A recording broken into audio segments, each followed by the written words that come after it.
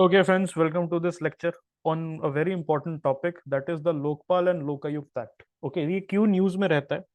Because एक बहुत ही unfortunate चीज की वजह से ये न्यूज में रहता है, बिकॉज जो स्टेट्स है, ये जो एंटी करप्शन मेजर है, that is the Lokpal and the Lokayukta office या Lokpal and the Lokayukta act, उसको सीरियसली नहीं ले रहे हैं। And time and again newspapers में आर्टिकल्स आते रहते हैं how Lokpal and Lokayukta it they are not being utilized to their full potential.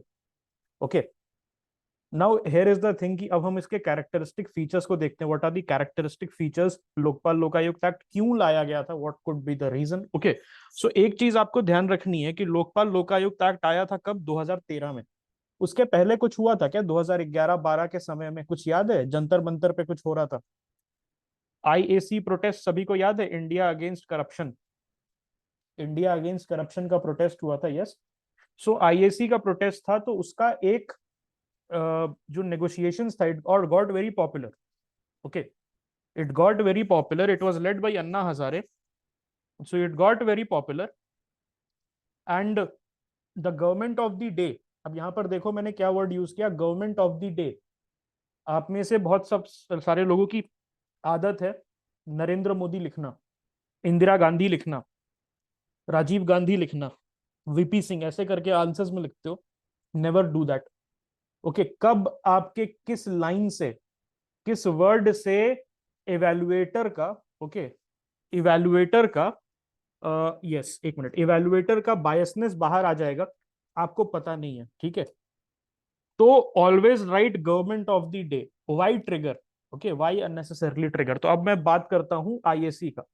So India against corruption जो था, इट गॉट वेरी पॉपुलर क्योंकि वो जो it got on the backs of scams like the Commonwealth game scam.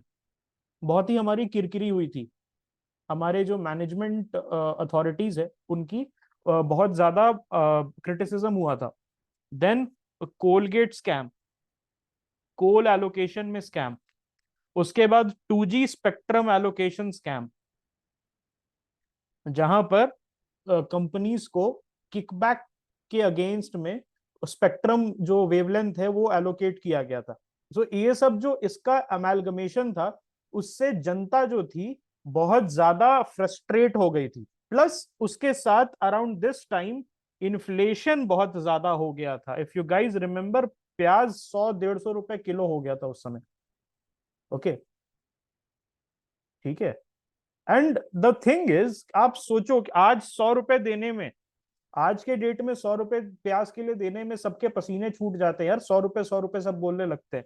ये चीज 10 साल पहले, 12 साल पहले, जब 100 रुपए की वैल्यू बहुत ज्यादा हुआ करती थी, 100 रुपए में आपके 15-20 समोसे आ जाते थे।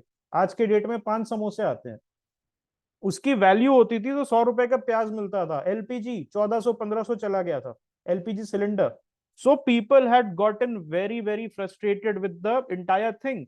तो government of the day to let off the steam कि यार ये हमारा जो इमेज है, 2014 में हमें इलेक्शन लड़ना है, 2014 में हमें इलेक्शन लड़ना है, so to let off the steam they came up with the Lokpal and Lokayukta act. But the seeds of Lokpal and Lokayukta act जो था, this was laid in the 1960s only. कौन सा कमीशन था? कोई याद आया किसी को? 1964 में कौन सा कमीशन आया था? क्विकली टेल मी, अभी बता देगा अभी। Can you tell me which commission came in 1960s? या maybe Sai can tell me, और विवेक, विच? नहीं, एआरसी के पहले क्या आया था? एआरसी, ठीक है, आपने ठीक बोला, एआरसी आया। एआरसी के पहले एक कमेटी आई थी, सांथा नाम कमेटी, याद है? सांथा नाम कमेटी, उससे क्या निकला था? विजिलेंस कमीशन ओवरऑल, जिसको मिला था supervisory roll over the corruption, okay, anti corruption activities. उसके बाद क्या आया था? First ARC. उसमें भी बोला गया कि आप कुछ काम करें, okay, you also do something about corruption. तो उसमें क्या बात की गई थी? तो वहां पर एक लिया गया था टेम्पलेट, किस चीज का? ओम्बुड्समैन का। और ओम्बुड्समैन सबसे पहले किस कंट्री में आया था? The country was Sweden. Okay, yes, Kothari commission was also there. A lot many commissions came after that. Okay, Vora committee भी है, क्रिमिनलाइजेशन ऑफ पॉलिटिक्स के ऊपर भी बहुत सारी कमिटी एसआईटीज बैठी थी। तो जो सीड्स है लोकपाल एंड लोकायुक्त एक्ट का, it was not sown in the 21st century, rather it was sown 2 decades after independence. लेकिन उसको आते आते सर्कुलेशन में टाइम लग गया, and it took the IAC campaign by Anna Hazare to push the government for the Lokpal and the Lokayukta act. तो जो हमारे अर्लियर कमिटीज एंड कमीशंस थे, they look toward Sweden. Sweden में बहुत पहले, नॉट इन 19th सेंचुरी में ही ओम्बुड्समैन का ऑफिस क्रिएट कर दिया गया था। ओके, 19th सेंचुरी में ही ओम्बुड्समैन का ऑफिस उसको क्रिएट कर दिया गया था। I am not very sure 18 या 19 सेंचुरी में, 1700 में या 1800 में, बट बहुत पहले कर दिया गया था स्वीडन में। Sweden is a Scandinavian country, अगर आपको याद होगा, द कैपिटल इज स्टॉकहोम। तो स्वीडन में, ओके, स्वीडन में ओम्बुड्समैन का ऑफिस क्रिएट किया गया। ओके, एंड वहां पर यह बोला गया कि आप जाके कंप्लेंट्स कर सकते हैं against government corruption. So this is how progressive the society was.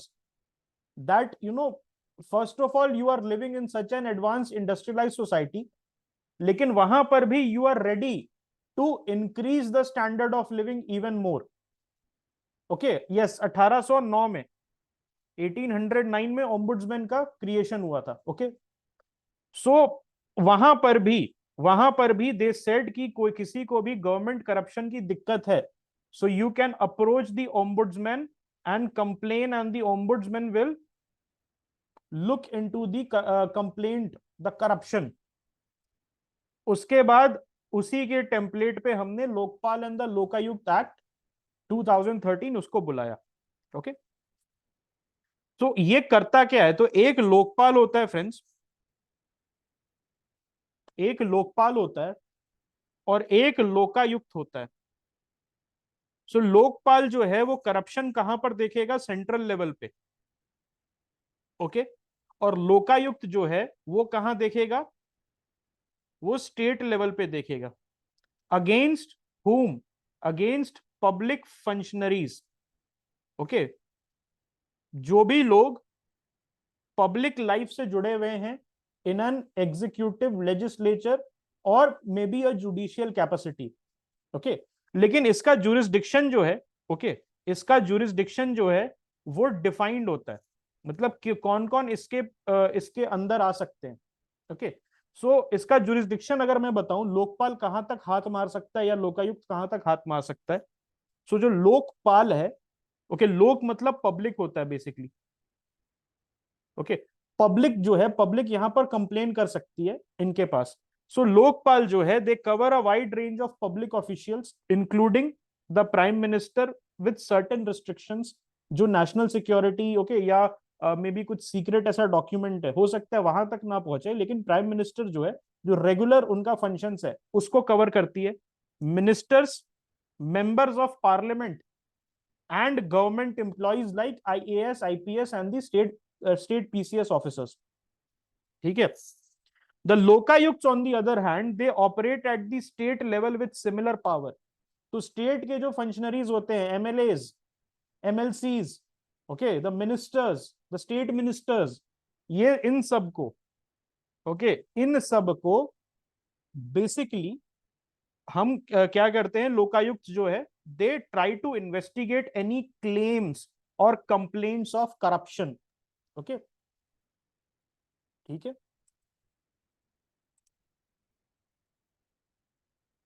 Yes, देखो पीएमओ जो है, अगर मैं आपको why PM is exempted on some issues, देखो पीएमओ के अंदर आपको इसरो भी आ जाएगा, पीएमओ के अंदर आपका न्यूक्लियर, ओके, न्यूक्लियर आर्किटेक्चर भी आ जाएगा। Certain accusation, acquisition, not accusation, acquisition, it is done through the PMO, which is sensitive for national security. Because of this, okay, बहुत सारी चीज जो है वो डाइवर्ज नहीं हो सकती है, it can not be investigated because national security पे बात आ जाएगी। कॉम्पोजिशन देखो, सो जो लोकपाल है वो एक मल्टी मेंबर बॉडी है। ओके, मल्टी मेंबर बॉडी है कंसिस्टिंग ऑफ अ चेयरपर्सन। तो एक चीज आपको बताता हूं, ये this is something that I saw in a toppers copy. अगर उनसे इस टाइप का क्वेश्चन जीएस2 में पूछा गया है कि कॉम्पोजिशन बताओ, जैसे सीबीआई का एनएचआरसी का कॉम्पोजिशन बताओ, सीबीआई का कॉम्पोजिशन बताओ, नीति आयोग का कॉम्पोजिशन बताओ, इन इन सारे ऑर्गेनाइजेशंस का इन सारे ऑर्गेनाइजेशंस का कॉम्पोजिशन बताओ। तो what did that lady did was, basically उन्होंने डायग्रामेटिक रिप्रेजेंटेशन करके दिखाया था, ऐसे करके। मान लो एनएचआरसी है तो ऐसे एनएचआरसी लिख दिया, उसके नीचे एसएचआरसी लिख दिया। जैसे अगर दिखाना है कि 3 टीयर्ड स्ट्रक्चर है, और फिर उन्होंने ऐसे करके दिखा दिया DHRC, okay, district human rights commission cell. NITI Aayog है तो सबसे ऊपर प्राइम मिनिस्टर बैठते हैं, ओके, उसके नीचे वाइस चेयरपर्सन, उसके नीचे सीईओ, उसके नीचे मेंबर्स, ऐसे करके आप दिखा सकते हो rather than writing. Okay, this is a flaw which I had pointed out to people who are doing the daily answer writing and the test series also. Okay, अगर आपको पता होगा, क्वेश्चंस वगैरह आपने देखा होगा, सो ये सब फ्लो चार्ट्स वगैरह आप बना सकते हो। इसके पीछे का रीजन क्या है? Okay, what could be the reason for this? The reason is that जितना आप विजुअल रखोगे, and visual with a cause, visual with a cause मतलब कि जबरदस्ती के मैप्स नहीं घुसा रहे, जबरदस्ती के मैप्स नहीं घुसा रहे हैं, लेकिन फिर भी अगर विजुअल अपनी कॉपी को रखोगे, जहां पर जरूरत है वहां पर मैप्स बना रहे हैं आप, तो it will be very good for you. Because अगर जो इंस्ट्रक्टर है जो आपका चेक कर रहा है, जो बंदा आपका चेक कर रहा है, okay, so that person, okay, that person is basically, okay, is basically going to appreciate कि आपने उसका काम कम कर दिया। ठीक है। दूसरी चीज क्या है, let us talk about Lokpal. तो लोकपाल में क्या है, एक चेयरपर्सन है, ओके, एक चेयरपर्सन है और maximum of 8 members, maximum 8 members होता है, जिसमें से equal amount of judicial and non judicial members होते हैं। मतलब यू विल फाइंड 4, अगर 8 मेंबर है तो 4 जो है वो जुडिशियल मेंबर है और 4 जो है वो नॉन जुडिशियल मेंबर है। 4 members are drawn from the courts, okay, from the legal background, and 4 members are drawn from maybe the bureaucratic or the civil society background, okay.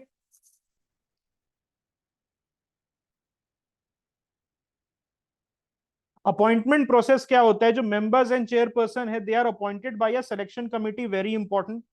यहां यूपीएससी आपको फंसा सकता है। अभी मैं एक एमसीक्यू दूंगा तो उसको जरूर सॉल्व कर देना। उसमें इस टाइप के क्वेश्चंस आ सकते हैं कि सिलेक्शन कमिटी में कौन कौन से रहते, कौन कौन मेंबर्स रहते हैं। तो PM is there in the selection committee, Lok Sabha का स्पीकर इज देयर, और कौन है, leader of opposition is there, और कौन है, CJI is there, and one eminent jurist is there, okay, who looks, okay. इस टाइप के कमिटी को क्या बोलते हैं, इस टाइप के कमिटी को क्या बोलते हैं, इस टाइप के कमिटी को हम बोलते हैं सर्च कम सिलेक्शन कमिटी। कहीं और सुना है इसके बारे में? आपको इस टाइप की कमिटीज दूसरी जगह भी मिल जाएंगी, इस टाइप की कमिटीज दूसरी जगह भी मिल जाएगी, गुड। और आपको वहां भी मिल जाएगा, याद है, बैंक बोर्ड्स ब्यूरो, वहां पर भी मिल जाएगा। आरबीआई गवर्नर को चूज करने के लिए, आरबीआई गवर्नर को चूज करने के लिए, okay, CIC, CBC, okay, election commissioner को कैसे चूज करते हैं, ओके, कैसे पता है, election commission, okay, CBI chief, very good, okay, CBI chief is also, okay, done through a search come selection committee. तो ये जो सेंसिटिव पोस्ट होते हैं, सेंसिटिव पोजीशंस होते हैं मेरे भाई, this is done, okay, this is basically done with wide, okay, wide सहमति, जिसको हम कहते हैं कि सारे लोग, okay, people who are across the spectrum, okay, people who are across the spectrum, जितने भी लोग हैं, okay, who are holding important position and who are showing a diverse background, okay, who are showing a diverse background, okay. So वहां पर आप देख सकते हो, इसका मतलब क्या है, अगर सर्च कम सिलेक्शन कमिटी एग्जिस्ट करती है, ओके, सर्च कम सिलेक्शन कमिटी एग्जिस्ट करती है, it means that the position is an important position, okay. उसी में लोकायुक्त का भी पोजीशन आ जाता है, ठीक है। इंक्वायरी एंड इन्वेस्टिगेशन, तो जो लोकपाल है, it has the authority to conduct inquiries and investigation into allegations of corruption and recommend follow up actions. So एक तरीके से हम बोल सकते हैं कि रिकमेंडेटरी रोल है, ओके। सो जब तक किसी भी कमीशन को या किसी भी ऑफिस को आप, okay, no it's not a constitutional office, it's a statutory office, okay. It is not a constitutional office. अगर कॉन्स्टिट्यूशनल ऑफिस होता तो उसको आपको पहले इंक्लूड करना होगा इन दी कॉन्स्टिट्यूशन। अगर आप स्टार्टिंग लेक्चर में देखोगे, सो एस्टैब्लिशमेंट कैसे हुआ है, it is through a statutory process. अब इसका कोई बता सकता है, इसका कोई बता सकता है, केटी बता सकते हो कैसे इसका क्या, what is the benefit and what is the drawback of having a statutory body versus a constitutional body? So power carry करता है, it carries a lot of power। अब इसका क्या ड्रॉबैक है कि अगर, ओके, अगर कल को प्राइम मिनिस्टर साहब who has a majority in the parliament चाहें तो इस बिल को स्क्रैप करवा सकते हैं तुरंत। वेयर एज कॉन्स्टिट्यूशनल बॉडी को हटाना बहुत मुश्किल है, बिकॉज सबसे पहले तो you need the numbers, special majority के लिए आपको नंबर चाहिए। दूसरी चीज क्या है, जुडिशियल स्क्रूटिनी भी आ जाती है। जैसे ही एक कॉन्स्टिट्यूशनल बॉडी इंक्लूड हुई, कोई भी बॉडी इंक्लूड हुई विद इन द कॉन्स्टिट्यूशन, ठीक है, नहीं हाफ ऑफ द स्टेट इसमें, बिकॉज फेडरल प्रिंसिपल वाला नहीं है, ओके, ऑलराइट। तो जुडिशियल स्क्रूटिनी भी इंक्लूड हो जाती है and that becomes a very big headache. Article 13 जो है, it becomes active. What is article 13? That anything which is inconsistent with the constitutional provisions will be called ultra vires, okay। prosecution mechanism क्या है? The act empowers the lokpal to prosecute accused public servants through its prosecution wing। यहां पर क्या है, that inquiries कर सकती है, investigations कर सकती है, ओके।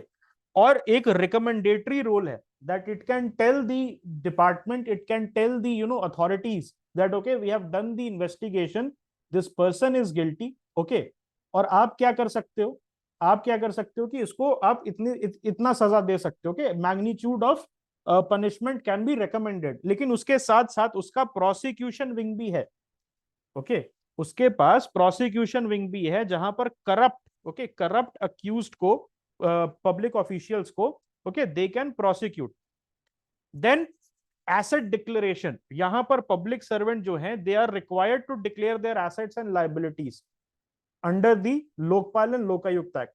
आप चले जाओ MEA के वेबसाइट पे, तो वहां पर अगर ड्रॉप डाउन मेनू में जाओगे तो जितने भी IFS ऑफिसर्स हैं, इंडियन फॉरेन सर्विस ऑफिसर्स हैं, उनका जो एसेट डिक्लेरेशन है वो आपको मिल जाएगा। उसी तरीके से किसी स्टेट के वेबसाइट पे चले जाओगे तो वहां पर IAS IPS का भी आपको डिक्लेरेशन मिल जाएगा। So this became, okay, this declaration, self declaration of property, of assets, it became a criteria under the Lokpal and Lokayukta act. Challenges क्या क्या है दोस्त, let us see what are those challenges. तो चैलेंजेस में सबसे पहले ऑपरेशनल डिलेज आता है, okay. It delays in the appointment of Lokpal members, majority of the states, okay, कोई नहीं चाहता है कि उनका काला काम बाहर आ जाए। एक इसमें इशू क्या है, that it enjoys certain degrees of autonomy. So अगर सरकार के स्पेशली द स्टेट गवर्नमेंट, उनके अंदर, ओके, उनके अंदर अगर कंट्रोल नहीं है किसी भी विजिलेंस डिपार्टमेंट का, देखो स्टेट विजिलेंस डिपार्टमेंट जो है, जो स्टेट पुलिस का होता है, वो it is firmly under their control. ACB, anti corruption bureau, it is firmly under their control. लेकिन जो लोकपाल होता है, एक बार लोकायुक्त आपने अपॉइंट कर दिया तो हो सकता है he goes against the government and he start prosecuting important officers. So कोई भी सरकार नहीं चाहती है कि उसके काले काम बाहर आ जाए। They don't want any additional scrutiny, okay, okay. Additional scrutiny जो है वो नहीं हो सकता है। तो इसीलिए क्या करते हैं, they sit on the files of the members appointment. किसी भी मेंबर को अपॉइंट करना है तो उसकी फाइल्स को क्या करते हैं, इधर से उधर, एक मिनिस्ट्री से दूसरे मिनिस्ट्री, एक सेक्रेटेरिएट से दूसरे सेक्रेटेरिएट, ओके, एक बाबू के डेस्क से दूसरे बाबू के डेस्क तक उसको भेजते रहते हैं। This is a practice known as चिड़ियाबाजी। व्हाट इज चिड़ियाबाजी? इट इज बेसिकली, इंग्लिश में इसको ट्रांसलेट करूं तो file pushing. It's a, okay, it's a bureaucratic jargon. Okay, it's a bureaucratic jargon, जहां पर आप फाइल्स को इधर से उधर पुश करते हो to delay the procedure. Okay, so operational delays होता है उसमें। अपॉइंटमेंट, जब तक फुल बॉडी अपॉइंटमेंट नहीं है, जब तक रिसोर्स एलोकेशन नहीं है। The second point comes limited resources. अगर आप प्रॉपर ऑफिस नहीं दे रहे हो, प्रॉपर कार्स नहीं दे रहे हो, ओके, ऐसा भी होता है that suppose you are a Lokpal या लोकायुक्त हैं, आप लोकायुक्त है किसी स्टेट के, तो आपकी कार्स ले ली जाएगी, आपको कार ही नहीं दिया जाएगा। आप रिक्वेस्ट कर रहे हो कि मुझे कार, 2 कार दे दीजिए ताकि मैं दौरा कर सकूं, I can go to the, okay, the place of corruption, I can go and investigate. आप मुझे स्टाफ दे दो, secretarial assistance. Okay, secretarial assistance नहीं मिलता है। वाई? क्योंकि स्टेट गवर्नमेंट को लगता है कि जितना मैं इनको तंग करूंगा उतना इनके स्पिरिट्स डैम्पन होंगे। Okay, if what I can do is that कि मैं इनको रिसोर्सेज ही नहीं अलोकेट करूं, I will not give them any kind of resources. Okay, so in the long term they can not do anything. Okay, so secretarial assistance जो है वो नहीं मिलता है रिसोर्सेज के नाम पे। ओके, जो उनका व्हीकल मोबिलिटी है उसको कंस्ट्रिक्ट कर लिया जाता है। ऑफिस स्पेसेस नहीं एलोकेट किए जाते, उनको बोला जाता है कि जहां पर डिपार्टमेंट चल रहा है, सपोज डिपार्टमेंट ऑफ फिशरीज, उसी उसी में एक चेयर कुर्सी दे दिया जाता है। ऐसा भी हो सकता है, in many states this happen that उनका जो प्रॉपर ऑफिस का इंफ्रास्ट्रक्चर है वो प्रॉपरली उनको एलोकेट नहीं किया जाता है, जिसके वजह से जो उनका क्लेरिकल वर्क है वो ज्यादा बढ़ जाता है and they get entangled in the clerical work only. Then comes the public awareness. The public is not aware much about the Lokpal and the Lokayukts. The public is aware about CBI. अगर आप बोलोगे किसी को कि मैं CBI में काम करता हूं तो दे विल से, अरे अब सीबीआई में काम करते हैं, बहुत अच्छी बात है। अगर आप उनको बोलोगे I work in the police, तो समझ जाएंगे। लेकिन लोकपाल और लोकायुक्त जो है, it's a relatively new concept. Okay, हाँ, अभी ईडी फेमस है, यस, ईडी फेमस है, लेकिन लोकपाल और लोकायुक्त क्या है, it's a relatively new concept my friends, बहुत ही ज्यादा न्यू कंसेप्ट है। तो इसका प्रोपागेशन बहुत कम हुआ है। पीपल डोंट नो कि लोकायुक्त नाम का भी कोई चीज होता है, वहां पर मैं कंप्लेन कर सकता हूँ। पीपल डोंट नो लोकपाल का ऑफिस भी होता है जहां पर इस चीज की कंप्लेंट हो सकती है। Okay, so that is one issue. Then there is jurisdictional challenge, जहां पर ओवरलैपिंग जुरिसडिक्शन, मैंने आपको बताया एक स्टेट के अंदर एसीबी होता है, anti corruption bureau, then there is state vigilance, okay, state vigilance department, उसके साथ साथ सीबीआई का भी जुरिसडिक्शन कहीं कहीं किसी किसी केस में होता है। तो it has a competing jurisdiction. It doesn't have a monopoly on the jurisdiction of anti-corruption. It has to compete with 4 to 5 different departments, and that becomes a regulatory and an administrative nightmare. अब हम आ जाते हैं political interference पे। सो political interference क्या होता है? So potential for political interference जो है वो काफी हाई है। ओके, काफी हाई क्यों है? अगर आप देखोगे मेंबर्स कौन होते हैं सर्च एंड सिलेक्शन कमीशन में, तो प्राइम मिनिस्टर एंड स्पीकर, तो both speaker is generally from the ruling party, generally, not necessarily. Prime minister is from the ruling party. Okay, and उसके वजह से आप यहां देख रहे हो सर्च कम सिलेक्शन कमीशन में ही थोड़ा सा नंबर स्क्यू हो रहा है। ऐसा नहीं है कि पांचों के पांचों इंडिपेंडेंट है जनरली। ओके, जनरली जो एमिनेंट जूरिस्ट है वो कौन सेलेक्ट करता है? Okay, eminent jurist in the opinion हम बोलते हैं of the president of India. Okay, eminent jurist in the opinion of president of India, तो president is also part of the executive. Obviously अगर आप थोड़ा सा मैं ऑफ रिकॉर्ड बोलूं तो eminent jurist will also become, okay, part of the vote of the ruling party. तो हो सकता है कि जो रूलिंग पार्टी है वो अपना पसंदीदा नुमाइंदा या अपना फेवरेट एम्प्लॉय उसको लोकपाल बना दे या लोकायुक्त बना दे in the states? It is possible, yes और no? It can be possible. So उसके वजह से क्या होगा? You can expect some serious biasness. Okay, you can expect some serious biasness. अब इसका मेजर्स क्या होगा? What are the measures that you can take? So इसमें टाइमली अपॉइंटमेंट्स, सबसे पहले तो अपॉइंटमेंट्स को फिक्स करना है. Okay, there must be some kind of punishment, ताकि आप स्टेट्स के लिए पनिशमेंट होना जरूरी है कि आप टाइम पे लोकायुक्त को अपॉइंट करें. Okay, not only Lokayukta, members, the Lokayukta can not do anything on his own. अगर 8 मेंबर की कैपेसिटी है तो आपको जल्दी से जल्दी मेंबर्स को अपॉइंट करने. बहुत सारे स्टेट्स बहुत चालाक हैं. मेजॉरिटी ऑफ द स्टेट्स, आपको पता है, अभी 2019 का आर्टिकल है मिंट का. 2019 का मिंट का आर्टिकल मैं पढ़ रहा था. वहां पर पता है क्या बोल रहे हैं? The states have become very very smart in the sense that they are appointing the lokayukts, but they are not giving them proper resources, plus they are not appointing, okay, they are not appointing the members. तो अगर members नहीं होगा तो लोकायुक्त अकेले कुछ नहीं कर सकता. Okay, that is something, okay, that is something that the states are doing. So timely appointment, there needs to be a punitive punishment, कि अगर आप नहीं करोगे तो the may be the court can take cognizance, the court can take a constitutional cognizance. उसके साथ साथ और क्या हो सकता है? उसके साथ साथ ये भी हो सकता है कि जो ऑफिसर्स, ओके, किसी ऑफिसर्स की रिस्पॉन्सिबिलिटी फिक्स की जाए, that okay, mister XYZ officer, IAS officer, he is responsible for to ensure that his state government is appointing the members and the lokayukt. Okay, yes, that is correct. That analogy that you are giving, that stands true. उसके साथ adequate infrastructure, proper office, proper secretarial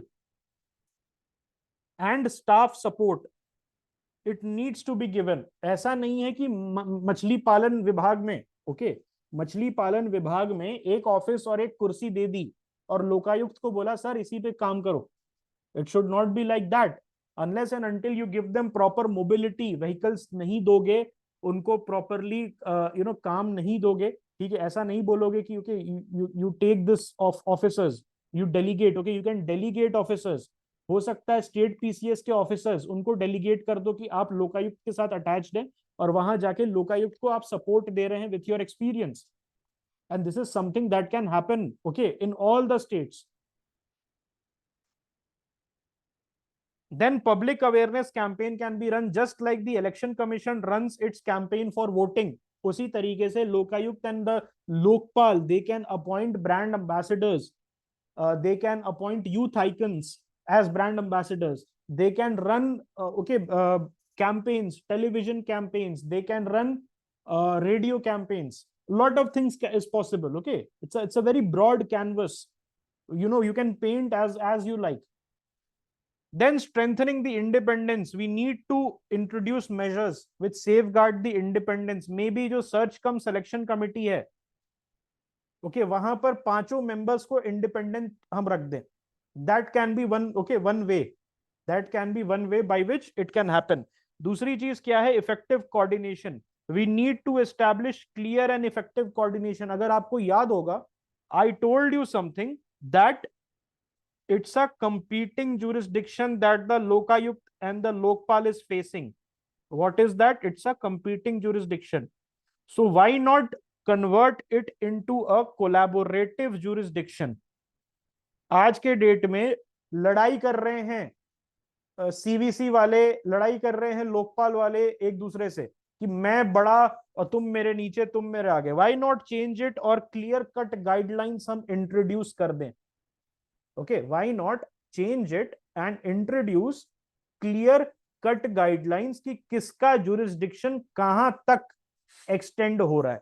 Okay, regular monitoring and review through SITs, through commissions. आप बैठा सकते हो, देख सकते हो क्या जिस पर्पस के लिए लोकपाल एंड लोकायुक्त का जन्म हुआ था, बर्थ हुआ था, क्या वो पर्पस फुलफिल कर रहा है, या जो स्टैट्यूटरी प्रोविजन है उसमें कुछ चेंजेस चाहिए, या एडमिनिस्ट्रेटिव प्रोविजंस में चेंजेस चाहिए, what could be there.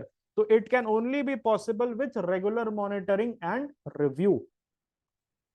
Then strengthening the whistle blower protection net framework. ये आप कर सकते हो जहां पर विसल ब्लोअर आप you can protect whistle blower. ये 3-4 दिन से हम पढ़ाई कर रहे हैं. सिविल सर्विसेज रिफॉर्म्स में भी मैंने बात किया था, उसके साथ पॉलिटिकल रिफॉर्म्स में भी मैंने बात किया था. सो विसल ब्लोअर जो है they are literally the brave hearts. Whistle blower जो है they literally are the brave hearts. Okay, so protecting whistle blowers भी इंपॉर्टेंट है. मैंने सत्येंद्र दुबे का एग्जांपल दिया था. Whistle blower protection act, also known as the Satyendra Dubey act. So whistle blower protection act is also very important. उसका proper implementation is highly highly important. Okay, so इस चीज को आपको करना पड़ेगा. Y? Because they will provide crucial information on which the Lokpal and the Lokayuktas are going to act. So they are literally the cornerstone of this entire architecture of Lokpal and Lokayukt. Without whistleblowers, the Lokpal and Lokayukt will have a nightmarish time, okay, to decipher and to detect instances of corruption. Because the whistleblower, they have the first hand experience. इनके पास क्या होता है? First hand experience होता है किसी भी type के corruption का. अगर आपके सामने करप्शन हो रहा है, it is much more easier, okay, to act on it rather than expecting some other third party organization to find it out. तो आपकी ड्यूटी बनती है कि ये जो करप्शन हो रहा है आपके डिपार्टमेंट में, वो आप आगे बता दें. तब जाके जो लोकायुक्त और लोकपाल है वो बेसिकली उस पर काम कर सकते हैं. Okay, so this is the end of your Lokpal and Lokayukt Act. Any questions that you guys might have? Lokpal और लोकायुक्त एक्ट पे आपका कोई क्वेश्चन है regarding this? Yes Vaibhav, please 1 minute, let me just unmute you. You can now speak. Sir एक मतलब कि sir topic से थोड़ा सा हट कर रहे हैं हम. सर ये सर हम कर नहीं सकते कि जो लोकायुक्त है हमको एक तरीके की एक गवर्नमेंट जैसे सर्विस में ही हमसे बना कैसे कन्वर्ट कर रही है, जैसे किसी ईडी हुई या फिर किसी कुछ और हुआ, इन्वेस्टिगेशन एजेंसीज. एक सिंगल बनाने के लिए? नहीं नहीं सर, जो इन्वेस्टिगेशन एजेंसीज होती है उनको अगर सर मतलब जैसे जो करप्शन के जो केसेस हैं ओके उनको हम जैसे एक एजेंसीज में हमसे कन्वर्ट करते हैं. अभी लोकपाल को कन्वर्ट करना, what do you want? Lokpal yes sir, वही सर, लोकपाल को ही हमसे एक ईडी जैसी से बॉडी बना दें. नहीं. सो आपको एक चीज समझनी होगी. It's a good question, no doubt. But देखो, पावर की हायरार्की कैसे होती है, ऑटोनॉमी हायरार्की में बताता हूँ. एजेंसी, देन आपका आ जाता है statutory body, then finally comes your constitutional body.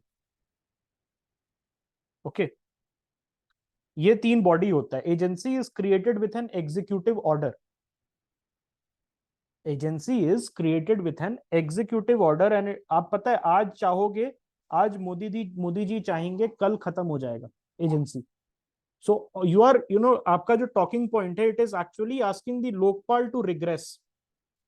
Where as statutory body जो है, it has a higher degree of, all right, higher degree of autonomy compared to the agency. और उसको हटाना उतना आसान है लेकिन उतना भी आसान नहीं है. Okay, you have to go through the legislative process. Legislature आप पे चेक लगा सकती है लेकिन एजेंसी नहीं कर सकती है, बिकॉज एजेंसी में फुल एग्जीक्यूटिव कंट्रोल रहता है. आप एक मेरे को बात बताओ, एग्जीक्यूटिव के कंट्रोल वाली एजेंसी क्या कॉग्निजेंस ले सकती है suo motu of the corruption done by the executive? मतलब मान लो कि मैंने कुछ करप्शन किया और मेरी कंट्रोल्ड बॉडी है, क्या वो मेरी अकाउंटेबिलिटी लेगी? The answer is no. तो एजेंसी एक्चुअली एक बैकवर्ड स्टेप होगा.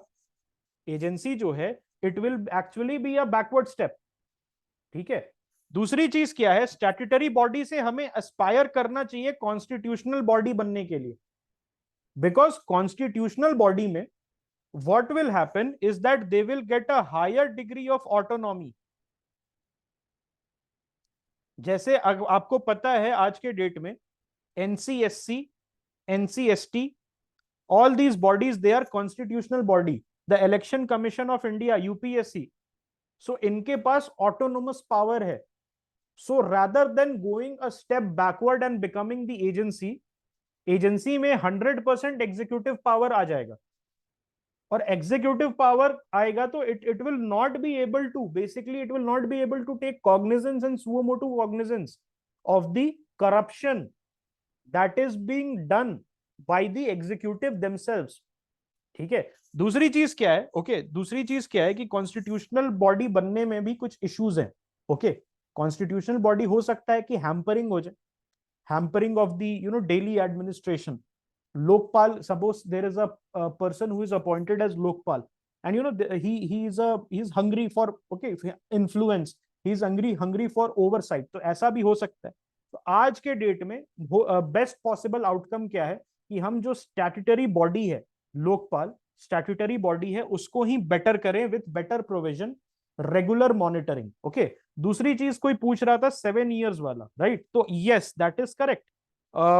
आई थिंक इसमें ये है, there is a provision, I think section 53 of the act, 2013 का एक्ट है. उसमें क्या बोला जाता है कि आप लोकपाल और लोकायुक्त से कंप्लेन नहीं कर सकते हो after the expiry of 7 years. This is same as that in NHRC act. NHRC में सभी को पता है ना what is the time limit in NHRC. उस NHRC can not take cognizance. NHRC cannot take cognizance. Basically, it cannot take cognizance after, okay, I think 1 year है, 1 साल का है. NHRC का जो complaints है, okay, जो alleged complaints है, okay, more than 1 year, okay, more than 1 year आप वो नहीं कर सकते हो. okay, उससे ज्यादा आप नहीं कर सकते हो complaint. ठीक है. I'll just confirm this point. I'll just confirm NHRC वाला. I think I've read it somewhere कि 1 साल से ऊपर का कंप्लेंट जो है वो NHRC इंटरटेन नहीं कर सकता. ठीक है. अभी तो दिल्ली हाई कोर्ट का वो ऑर्डर भी आ गया कि इनकम टैक्स की कंप्लेंट्स 3 साल से, अगर 50 लाख से नीचे का कंप्लेंट है, तो अगर 3 साल हो चुका है उस कंप्लेंट को, तो यू कैन नॉट इन्वेस्टिगेट. 3 साल पुराने केसेस को 50 लाख से नीचे वाले, लेस देन 50 लाख जो केसेस है, नहीं कर सकते हो. सो ये टाइम पीरियड दिया जाता है ताकि कोई पर्सनल वेंडेटा ना ले इन फ्यूचर, कोई भी पर्सनल वेंडेटा ना ले. ठीक है. So any questions that you guys might have. ये भी एक ड्रॉबैक है एक्चुअली, 7 साल वाला, ये भी ड्रॉबैक है, because corruption is corruption whenever it happens. Okay, so to answer your question, agency wala will be a step backward. We can aspire to become a constitution. अच्छा, एक ही साल है ना. We can aspire to become a constitutional body. So I was correct. NHRC का 1 साल से ऊपर के केसेस नहीं देख सकता है. And this is a drawback. अगर आप देख सकते हो, थोड़ा सा 2+2 कर रहे हो यहाँ पर, तो एक चीज आप कंसिस्टेंटली देख रहे हो कि this is a problem with statutory body, but this is not a problem with constitutional body. This is not a problem with constitutional body. Statutory body के साथ time limit का problem दे रहे हैं. That's why we should not aspire to go become an agency. I understand why you said agency. उसमें कोई दुख की बात नहीं है कि मैंने गलत बोल दिया. एजेंसी तुमने ठीक बोला, बिकॉज अगर एजेंसी होगा तो इसके पास रिसोर्सेज आ जाएंगे, and the Lokpal and the Lokayukta will be flexible, and तुरंत केसेस होगा, तुरंत केसेस डिस्पोज होंगे. लेकिन एक चीज आपको ये जानना पड़ेगा, लोग फिर एजेंसी बना के करोगे क्या? सीबीआई ऑलरेडी एजेंसी है, CBI is an agency, right? उसके साथ साथ क्या होगा? उसके साथ साथ क्या होगा? एजेंसीज और भी है आपके ना, बहुत सारे agency. Anti corruption bureau, it's an agency. So multiplicity करके क्या करोगे? एक और लोकपाल बना के क्या करोगे एजेंसी का, which will be under control of the executive. And how in the world is they are going to entertain complaints against the executive which is controlling them? You have to see from that point of view. Okay, any more questions that you guys might have? This topic I can declare it as complete. इसके notes आपको मिल गए. Okay, I'll send it again.